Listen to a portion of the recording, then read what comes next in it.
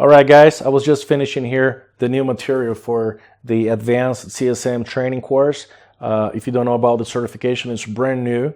We're going to be presenting some advanced knowledge for Scrum Masters, all right? And in this video, what I want to tell about is 4 patterns, 4 Scrum patterns to help you kickstart a project using Scrum, all right? So pattern number 1 is called stable teams.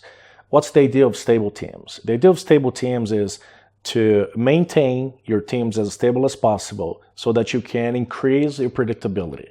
Your managers, your company executives, your clients, they want to know when you can finish, all right? And you want, as a Scrum Master, to be as assertive as possible. So you want to increase your predictability. The purpose of stable teams is to maintain your teams as stable as possible so that the history velocity that you go collecting over the sprints, right, makes sense.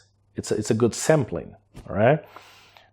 There is a big wave going on right now called anti-fragile organizations. This is not for everybody, all right? We're not there yet. Not everybody's there yet. So I would say start with stable teams, and maybe in the future you think about new models of governance, all right? Pattern number 2, yesterday's weather. The idea of yesterday's weather is for you to use a threshold of velocity in a particular sprint based on the velocity in the previous sprint. So let's say in the previous sprint you guys have accomplished 20 story points. So why are you going to take 50 story points in this sprint, right? So that's risk management. You are decreasing the risks of not delivering what the team is committing to deliver in a particular sprint. Pattern number 3, swarming one-piece continuous flow. The idea of this pattern is it's a mind shift to focus on flow of production by swarming on PBIs. That's the idea. So you take the highest priority SBI, right, Sprint Backlog Item, that's in the Sprint Backlog of the team, and then you only take the next one after the first one is finished.